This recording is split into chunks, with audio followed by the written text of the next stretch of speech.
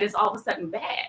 And so we have to get away from this narrative because it's actually to our detriment, and have to learn to actually deal with our issues and understand that if we're dealing with pain, pain is a signal that something needs to be explored more. And we're going to talk about that later on in the segment when I bring on my special guest.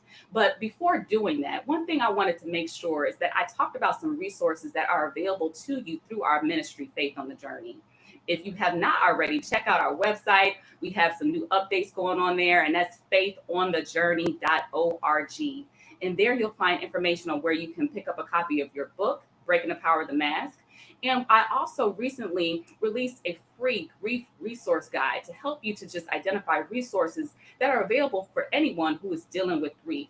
And this is something not just from losing a loved one, but you might be dealing with grief from a divorce, or the grief of a lost business, or whatever. This is something, grief affects us in so many different ways. So we have a grief resource guide. And then I recently, as you can see on this banner, published a course called Grief, Finding Comfort in the Wilderness. And honestly, if anyone has dealt with grief on a deep level, you feel like you are in a wilderness moment in your life. And so this is a perfect course for anyone who's struggling with that right now. And when I'm talking about this subject, and when we're talking about this segment today, I don't want you to just think about yourself personally. I really want you to think about anyone in your life who is struggling with this issue right now, and say, you know what, I want to pick up some resources for them, even if it's a matter of just downloading that free resource guide so that you can help them to get the support they need. So enough about that. I am ready to bring on our special guest, who I am such a fan of. She's actually someone who I quoted in my book, and I wrote a chapter on grief, and her illustrations and how she describes just the difficult subject that we approach is so real and so raw, but it is also from a lens of faith. And that's why I love her so much. So Dr. Sunitha Chandy, as we bring her to the platform, she is a licensed clinical psychologist at Artesian Collaborative, and she does so much work in the community, working to help people to address issues of trauma, systemic issues that are infecting our whole community and world right now. And so she is on the ground, really doing the work, helping people to deal with issues of pain, grief, and loss. And so, Dr. Chandy, I'm so grateful to have you on this segment with me, and I just want to welcome you to the show. Thanks, Jocelyn. I'm just excited to keep the conversation going about a topic that usually most of us do our best job to avoid talking about. Yes, we do that well, don't we? Mm-hmm. Yes, yes. So before we kind of dive into the title of this segment, which is Complicated Grief and Loss, maybe we should just start off by defining what grief really is. Well, the way that we typically define grief is the compilation of emotions that we feel when we experience a loss. And I think when most people think of grief, the typical feeling they're going to describe is sadness. And sadness is very much an emotion that we feel when we have lost something important. But grief can include a whole host of other emotions as well. We often find that people describe feeling numb or angry, confused, fearful. And so oftentimes what grief is the process of expressing and dealing with a loss in your life. Yeah, and it's something that we'll all experience at some point. Yeah. So I know we're talking about complicated grief and loss, and grief is already complicated. Mm-hmm. So I guess when people in your field describe something as complicated grief, what makes it fall into that realm? Yeah, it is really normal when we experience a loss. And I think when we think about loss, the first thing that comes up is death. When you have someone you love who passes, it's normal for that feeling to be really intense. And it's normal for it not to be something that just lasts a week or a month. Grief is something that impacts us for a long time because we don't get over that, the person that we love or the situation that happened. But when we talk about complicated grief, is oftentimes the situation or reason why we're experiencing the loss can actually make those emotions that are already so big exponentially bigger.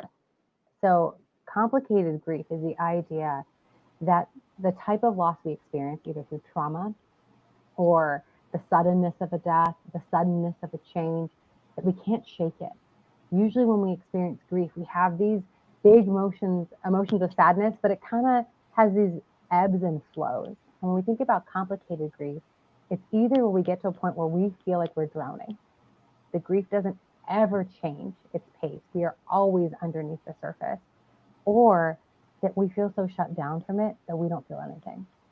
And so, really, as a therapist, when we think about complicated grief, it's a type of grief that's impacting all parts of our life, that it's something that we don't get a break from, and that it's chronic.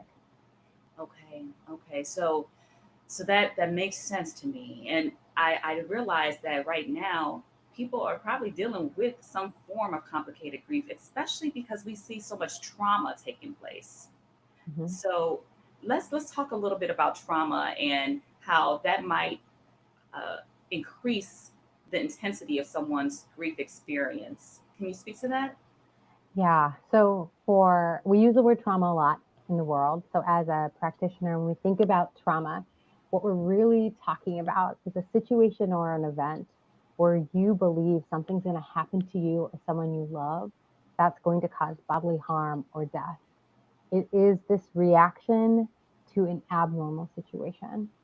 And when we think about the traumas that have been happening, both for those of us in Chicago that have chronically been part of our story here with things like gun violence, or even for us now with COVID, none of us are used to just sort of shutting down our lives and staying in our home. The idea is that trauma disrupts the stability of our life. We sort of think like, hey, this is how life is, this is how things are. And then all of a sudden something cracks. And the foundation that we have always stood on is no longer under our feet. And so we don't know what to rest on to keep us safe. And I think that that's why trauma creates such intense issues with complicating grief, because we don't just get to sit there and mourn the loss. We're also really struggling with a sense of safety. It's extremely disorienting to have the floor fall out from under you. And when we hit a traumatic event, that's uh, exactly what's happening. The stability that we rest on isn't there anymore. Mm. And you said something that I want to ask you to elaborate on because you said sometimes we don't even have an opportunity to mourn the loss. And with what's happened over the last year, people experience multiple losses, Mhm. loss of family members, businesses, community. And so, how does that complicate things as it relates to grief? Yeah, I think the analogy I used in the blog post really fits here, right? When we have an injury, our body goes straight to work to try to heal it, right? Red blood cells, things scab over. But what happens when you keep on running that same tender part of your body over a new situation and a new situation and a new situation? You're not dealing with each and every single one of those situations. You're doing whatever you can to staunch the blood loss. You're doing whatever you can to keep moving. And I do think what happens is when a new loss happens and an old loss hasn't been processed or dealt with, it again just is additive. Now we're dealing with these two different things. And so much of what we need when we're grieving is stability. Like, is there a space for us to stop and sit in these feelings? And if there's another fire I got to put out, if there's another situation that I've got to jump to, if there's another crisis that I have to equip my behaviors for, there isn't time to slow down. There Mm, isn't time to just sit in that place of mourning because we're too busy running around trying to hold ourselves together. right, right. And when that happens, what is the consequence of not actually having the opportunity to grieve? Our emotions have one switch, and we have this dream that we could just go in there and turn off the sadness switch and be done, right? Or even just to be like, you know what, I'm done being angry about this situation. I'm going to turn the anger switch off, and I'm still going to feel joy and excitement and happiness. We have one switch for our emotions. And so what often happens for people is they either hit this point of almost like emotional overload, right? This is where they're like, I can't even get out of bed. I can't say two sentences without crying or my body shaking or having these outbursts. I don't have control. Other people look like robots. They are really flat. They seem really distant. They're not connecting to things. They're sort of just like, I can't handle this emotional overload. So I'm going to shut everything off and try to autopilot through life. But then what happens, like you said, another situation comes on.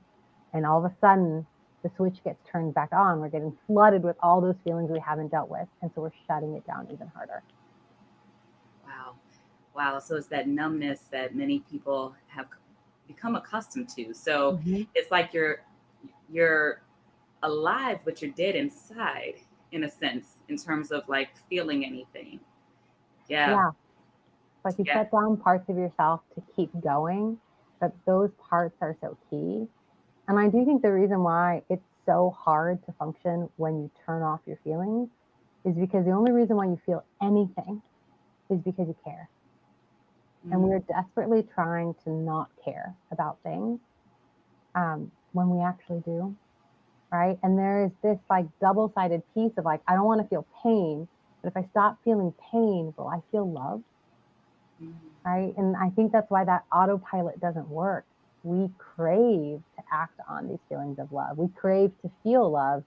And sometimes things hurt so bad because of that, because of this really foundational part of why we were built as people.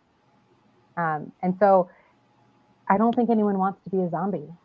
We don't want to be an animated body just roaming around. Like that's often what we feel we're left with. I'm either going to be in so much pain I can't function, or I'm going to be a zombie. yeah.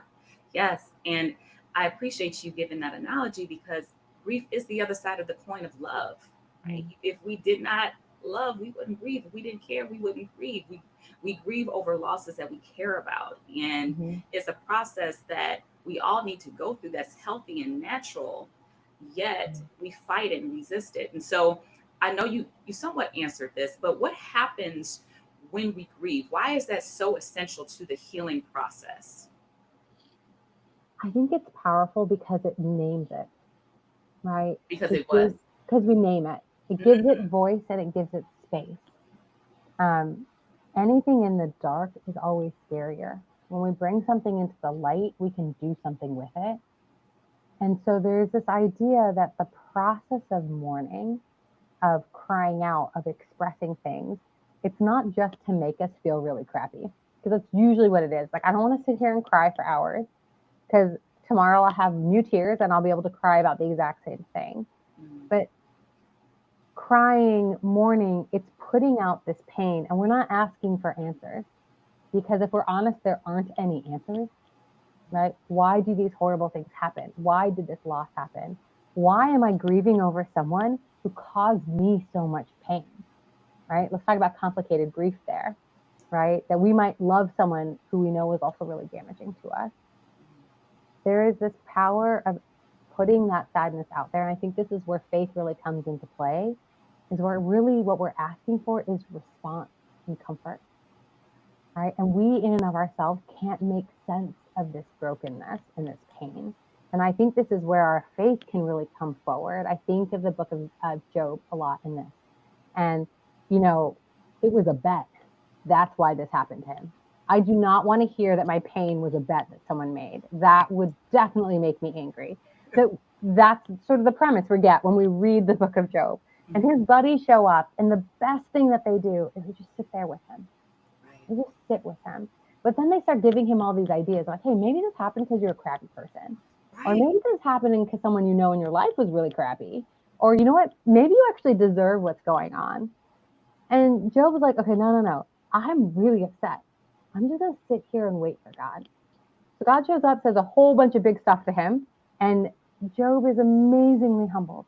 The thing that always strikes me is God didn't answer his question. He didn't say, hey, I made a bet. It's like, that's why this happened.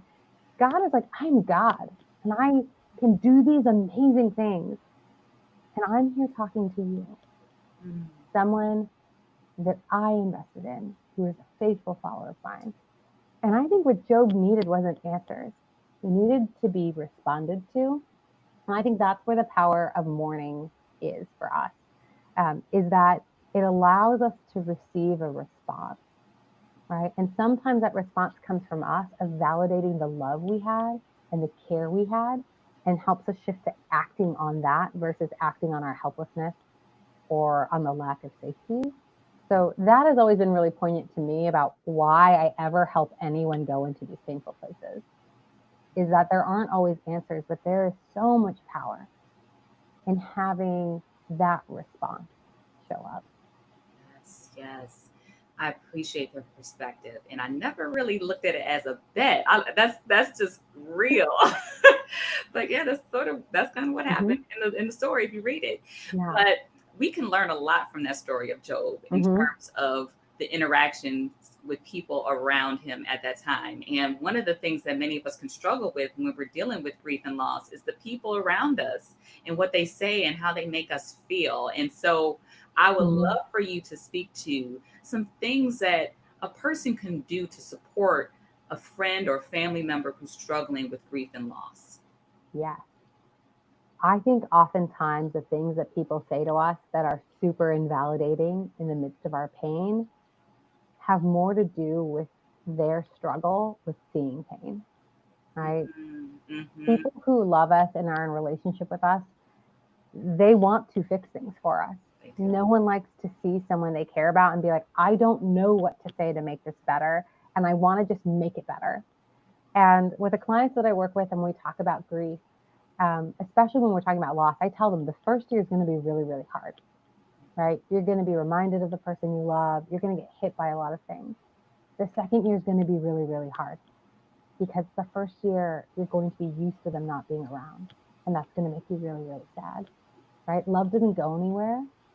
Um, so knowing that someone's in a better place, knowing that you'll get another job, there's plenty of fish in the sea. This is just the way the world is. It doesn't provide us any soothing. And I do think that when we want to be there for someone who's hurting, oftentimes what we can say is literally like, this is really hard. My heart is really heavy. And I would say that part of what I think is really powerful is sitting with someone and saying, do you want to talk about it? Do you want me to get you a meal, get you a blanket? Like, what can we do first to just take care of who you are, your body, your mind? That I would also say, too, like, we have encouragements we want to give, we have hope that we want to give. And sometimes we got to catch when it's the time to give someone hope. Are we using our hope to hide their pain? Are we using our hope to hold their pain? And I think that is a key distinguisher. We can hold on to the truth that beauty can grow out of any disgusting thing. Like that is the power of God, right? I always say flowers grow in shit. I know it's crass. I apologize for anyone who doesn't like that word, but it's We'll very edit it real. out. But I also think too, there's this beauty in the fact that like no matter what mess you have in front of you, something beautiful can grow from it. And Mm-hmm. so if you want to walk in there and just fill someone with hope, the hope you have is that no matter how dark they are, God can reach them there. Yeah. No matter how broken they are, they don't have to stay there. And so you hold the hope for them and you stay with them in that. And there will be seasons, like when you read the Psalms, that they start with deep, deep mourning, but somehow they just turn to praise. We watch people in grief, and sometimes their psalm just ends in pain. But watch over time as it shifts into that place when they are communicating and being open. So I would say when you want to just give that hope, just be thoughtful about where the person is, right? Ask them, hey, what do you need right now? You need some encouragement. You just need some space. I'll just sit here on the couch with you. That's good. That's good. And it's pretty simple when you describe it like that. It's not Mm-hmm, that deep. Being present, allowing people to feel, but you're right. mm-hmm. Feeling Most people feel uncomfortable with sitting with people in their suffering. Yeah. And because we feel uncomfortable, we want to make sure we do everything to make you feel better because we don't want to see you like that. Mm-hmm, But when it comes to grief is not something that needs to be fixed. There's nothing wrong with that person. They're just mm-hmm, feeling, and we need to allow them the space to feel. So I appreciate you sharing that. mm-hmm. And so my next question, this kind of leads me to uh, what you were speaking of before in terms of what are some misconceptions that people have about grief. Yeah. One of the key ones I see is weakness. If Mm, I was stronger, this wouldn't be so hard. Like there's something wrong with me that I feel this way, or I can't contain myself, or I can't stop thinking about this. And there's a place to say that we all are weak. yeah. We all are weak to the things that we care about. Um, we all are impacted by big things that happen to us. And there's almost a sense of like, I've got to be tough. I love the idea of like, I got to put that mask on. Like people are looking to me to have my stuff together. So I'm going to put that mask on. I'm going to keep going because that's what people need. That's what I have to be. And the fact that I can't be it means there's something wrong. Right. And the thing that's wrong, feelings are just feelings. We don't have any control over them. They just happen. Like the example I always give is like, if I was sitting next to you, Jocelyn, and I just punched you in the face, you can't control your feelings. It's just going to happen. I hope it's shock because that is not the person that I am. I'm like, what's wrong? You're not going to, you can't control that. You don't stop and think, how do I feel about that just happened? Right. The emotion happens in a second, but emotions are just alarms. They're telling us something is going on. And so when we're experiencing grief, it is just an alarm. Our goal is not to stay and turn up the volume in the alarm.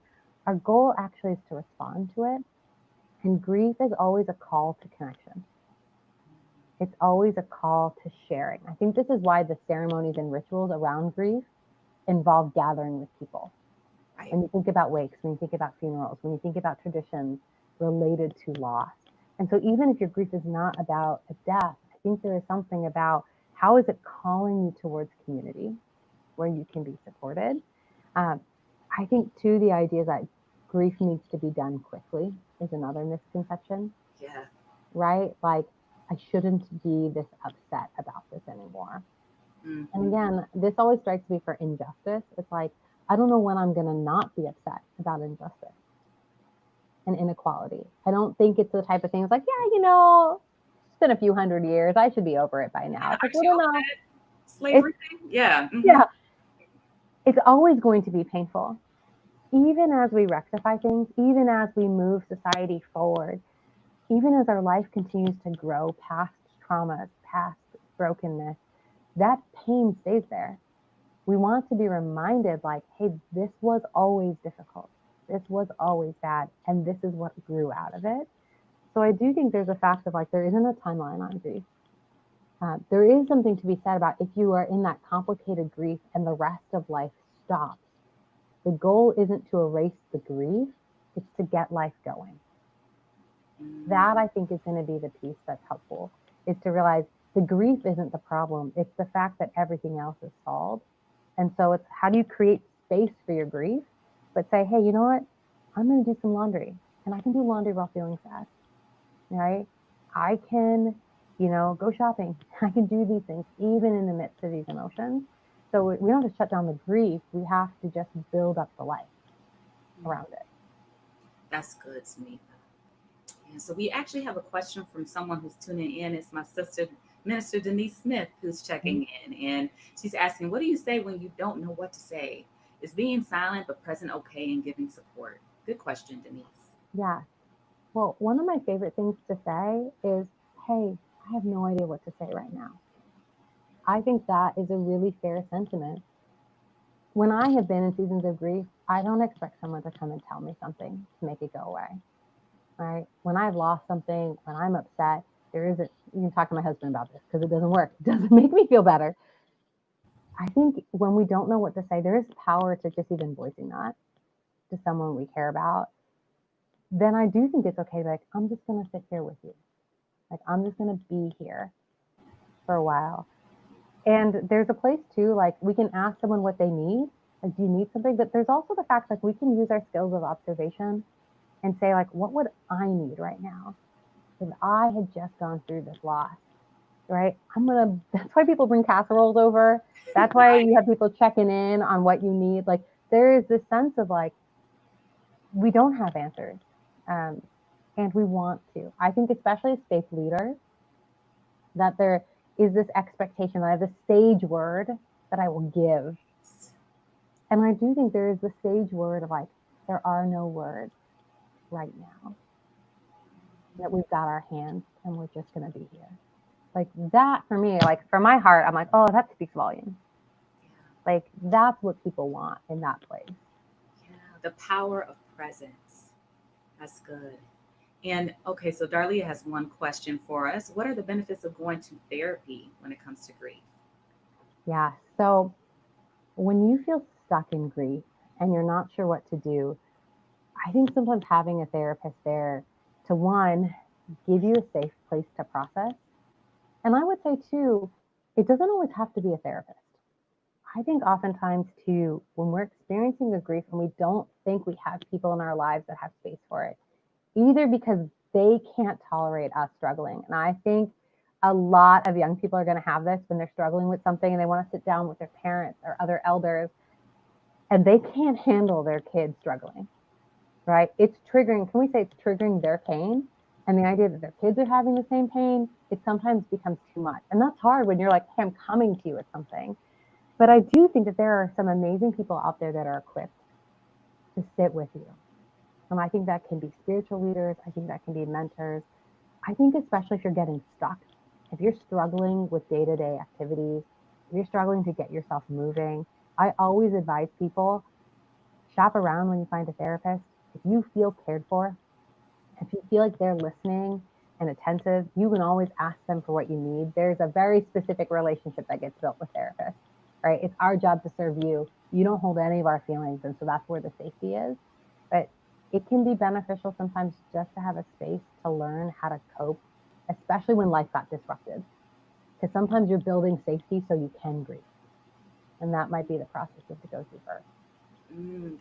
That's interesting because that safety, a lot of people feel like they're lacking that safety Mm-hmm. to be able to grieve. They don't feel like they have a space, a safe space where they can be authentically them, where they can remove the mask, where they can cry and won't be judged.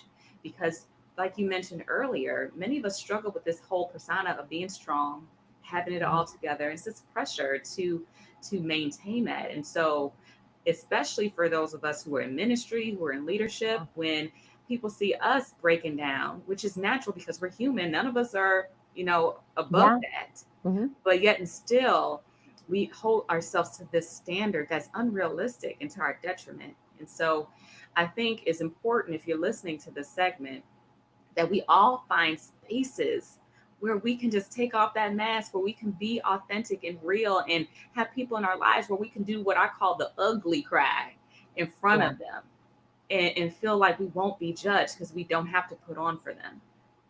Yeah, and I would say too, I think safety is a really key thing. And I think that there have been times where therapy doesn't feel safe and the church community doesn't feel safe. And in the same analogy I said, like, we don't want positivity to hide pain. So this is pain. And we don't want, oh, everything's great. God is good all the time. All the time. God is good. Don't share it with me that you're having a hard time.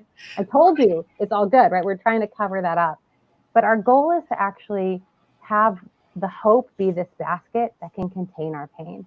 And if you feel like the pain, the sorrow, the suffering, the anger, the confusion is overflowing out of your container, the goal with a spiritual advisor or therapist isn't to say, like, let's uncork all of that stuff and let it pour everywhere.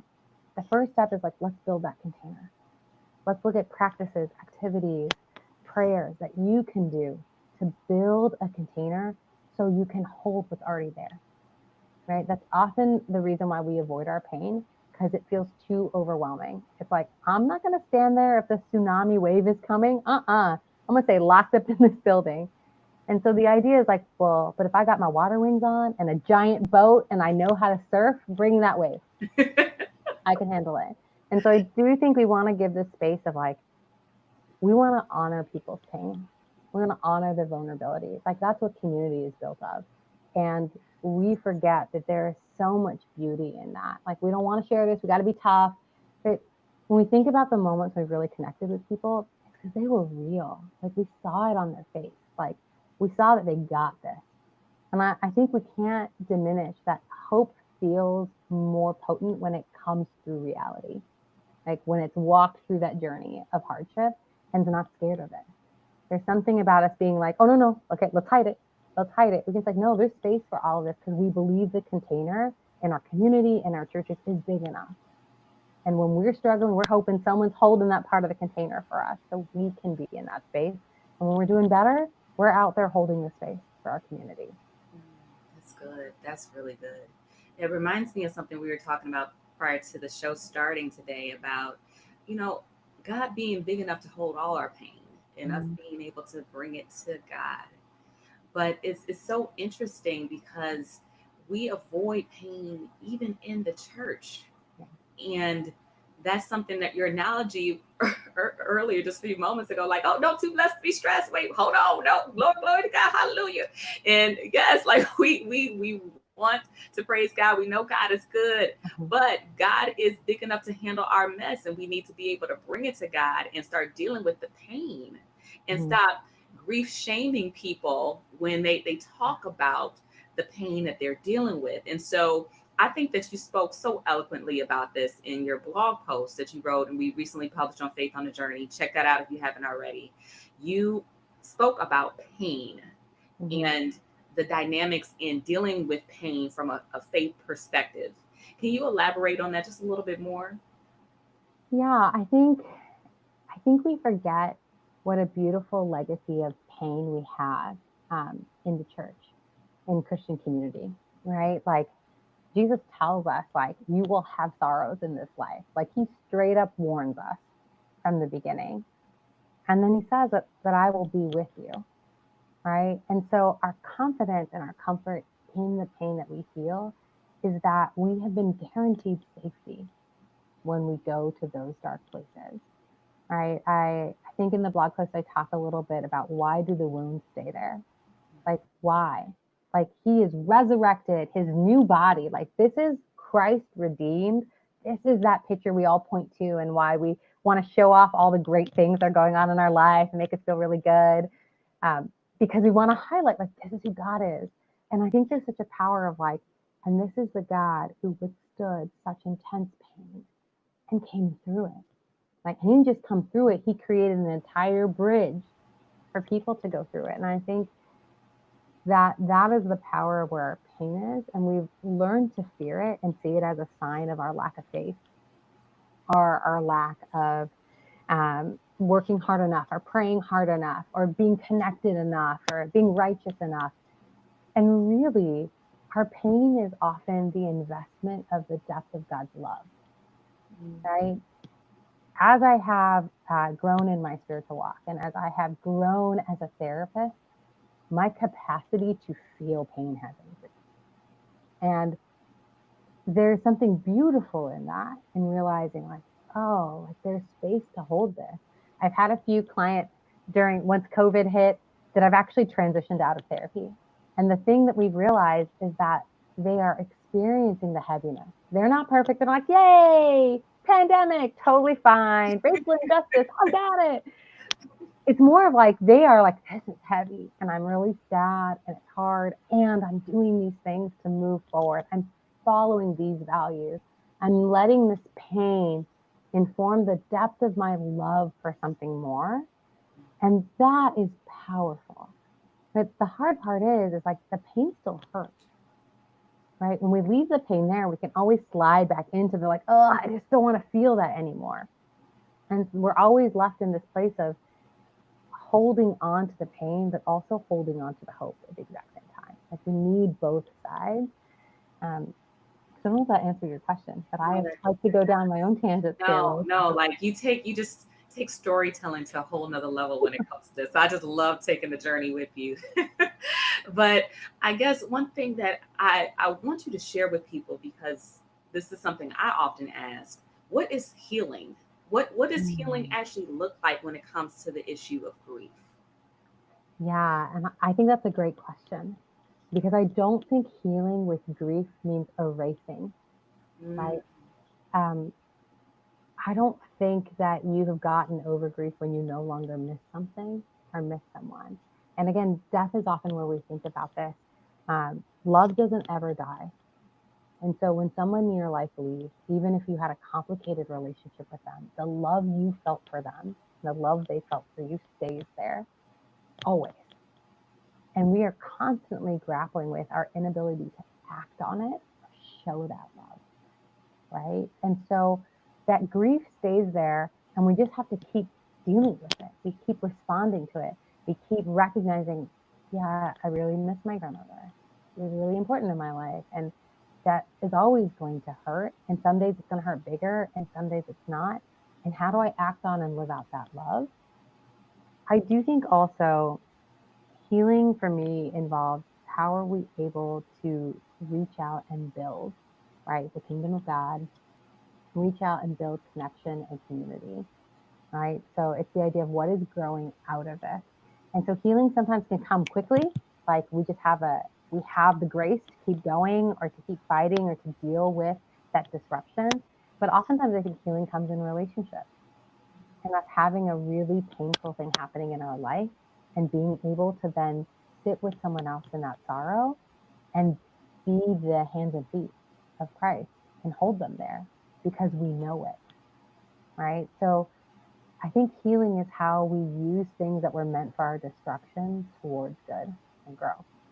And that means constantly being in relationship with it, right? Like a hammer can be used to build a house or to break things, right? And we are learning to take these really painful things and move them towards growth and goodness.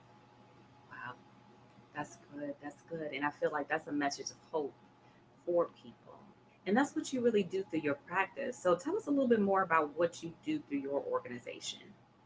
Yeah. So I started Artesian Collaborative about four years ago now. And so we offer therapy services and coaching services to individuals, couples, and families. And our goal really is to help people move through pain and reach through to their resources and assets so they can thrive. But alongside that, one of the things we're really passionate about is working with community organizations and companies.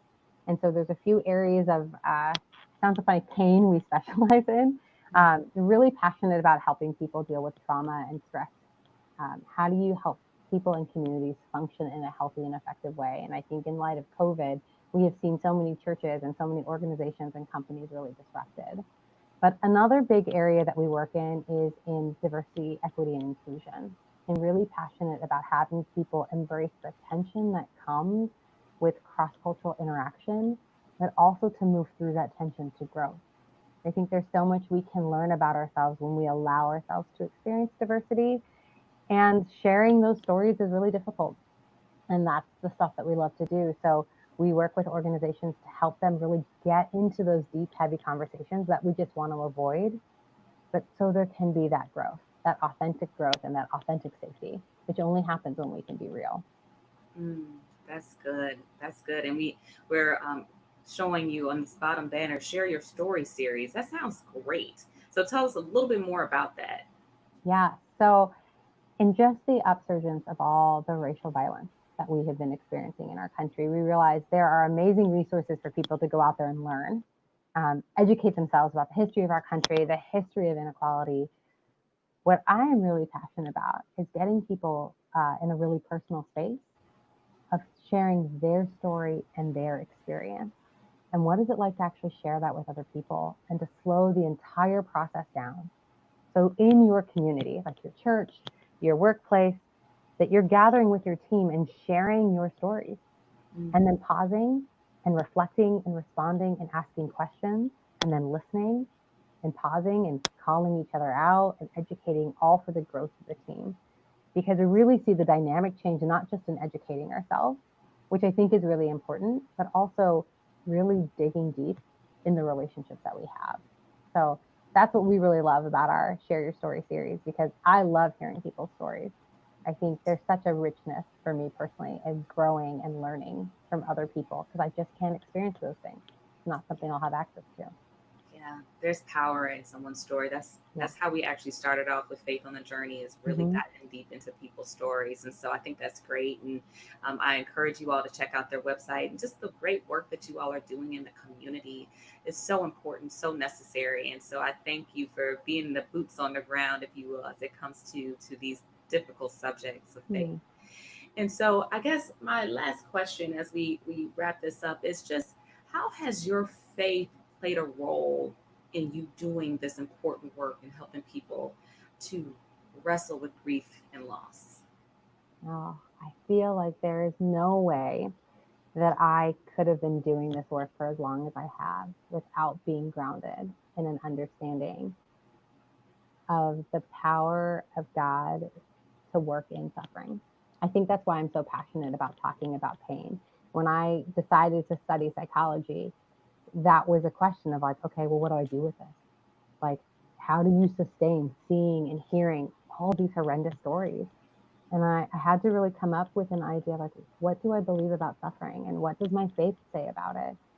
And so it is such a privilege to walk with people in these hard places. I feel like I am so blessed to get to do this work, and I I don't know how I would do this, because I am just a regular person who struggles with things, and I think it's a grace that I have the space and that I feel like the ministry that God gives me to continue to do this work has been really powerful. So I feel really grateful, right? I know who I am. I know I remember that I am dust, and I remember how big God is and what He can grow in a mess like me. Makes it really easy for me to give hope to anyone else. So that I feel like it's foundational to how I see the world and how I've learned to channel my pain into love and care. Amen. Amen. And yes, yes, well, you realize even if we're providing the counseling and support, we understand that we're only doing this stuff by the grace of God. Mm-hmm. And, Yeah. like you said earlier, we all are weak. It's God who's strong in us Yeah. that provides us with what we need to be able to support other people. And so I thank you for that. And just again for your message, for enlightening us on this subject of grief, this complicated subject of grief and Mm-hmm. loss. And if you all are again tuning in for the first time, I hope this segment blessed you. And this is the first of our weekly series that we're kicking off on the subject of grief and loss. And you can absolutely find out more by visiting our website, which is faithonthejourney.org. Again, that's faithonthejourney.org. And there you can subscribe to our mailing list where we'll share free resources with you throughout your week. And you can also go to our website to download your free grief resource guide, which I encourage you to download, and not just download for yourself, but share with a friend who might be struggling right now. Also, I kicked off our grief online course this week, and I really encourage you to check that out again for anyone who's trying to navigate through this wilderness of grief that can be very difficult to handle by themselves. But we know as believers, we're never by ourselves. And we need to know that there's a community who's here for us to support us even through these difficult times in life. And so I thank you again for joining us for the segment. Dr. Chandy, you have been a blessing. You bless my soul Mm-hmm. every time I talk to you. And I'll be looking forward to that book. I keep bothering you about that book because I know people need to hear from you all over the world. But until then, I hope to engage in further conversations with you around this subject. Mm-hmm. And I just pray blessings for your ministry, your practice, and all the wonderful things that you're doing. So thank you. Amen. Thank you. Yes, and thank you all for tuning in. And I'll see you again next Wednesday if you're watching us live at 6 o'clock around the dinner table as we continue on this faith journey together. So be blessed, everyone.